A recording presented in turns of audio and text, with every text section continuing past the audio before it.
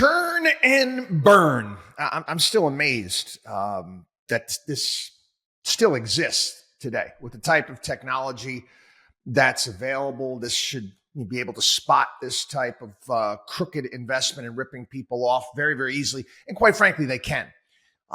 They just choose not to. They just choose not to. And I'll explain to you why in a bit. It's a story where the SEC accused a New York broker, Florida broker as well, work both places, of excessive account churning, churn 'em and burn 'em, that caused his clients to lose millions of dollars. This broker, he worked at a company called PHX Financial of New York City and Fort Lauderdale, making hundreds of thousands of dollars in commissions and fees through improper trading strategies. This is, he was able to dupe 8 clients over a couple-year period of time. Basically, he recommended to these clients a short-term, high-volume trading strategy. When is that appropriate? Never.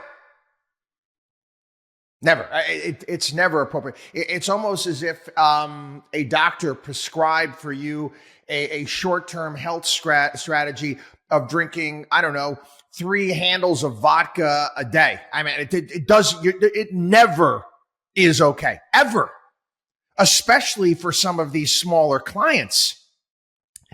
Anyway, and they said in making these trading recommendations, he violated his obligation to have a reasonable basis for the investment recommendations.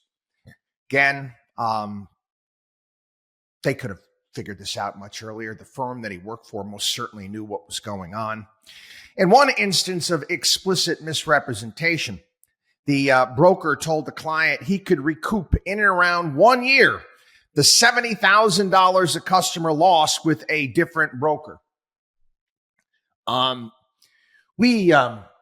we started Markowski Investments, we really went out of our way to help out people who were victimized by the churn 'em and burn 'em firms and the penny stock firms back in the day. But we made it perfectly clear that we were going to make your money back, but it's going to be slowly.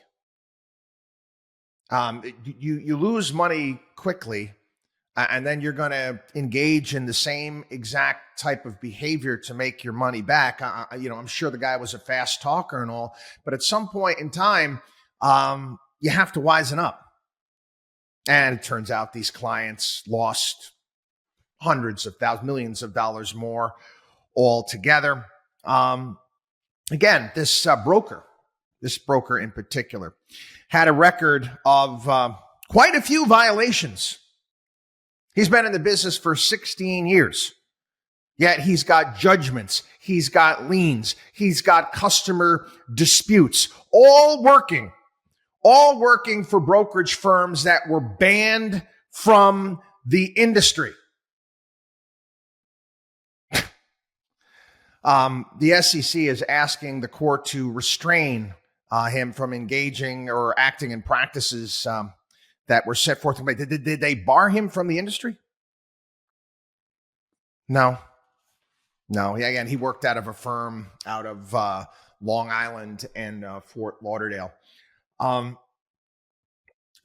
Listen, the SEC, FINRA, they could spot this a mile away. The firm that he worked for, they most certainly knew what was going on. They just don't care.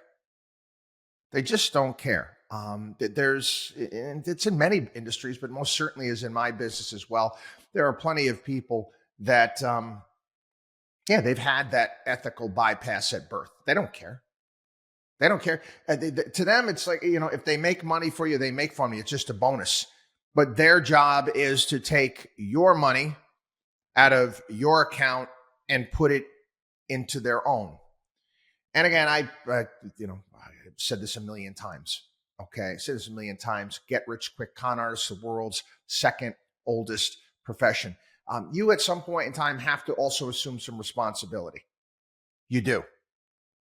You have to assume that you really think that this broker with your account that's worth a few $100,000, $1 million, he's going to trade your way into being rich?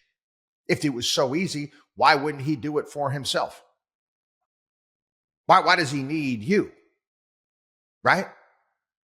Again, at some point in time, people take personal responsibility, do things the right way. After you've taken losses from making mistakes, don't go back into the same behavior that got you there in the first place. WatchDog on wallstreet.com.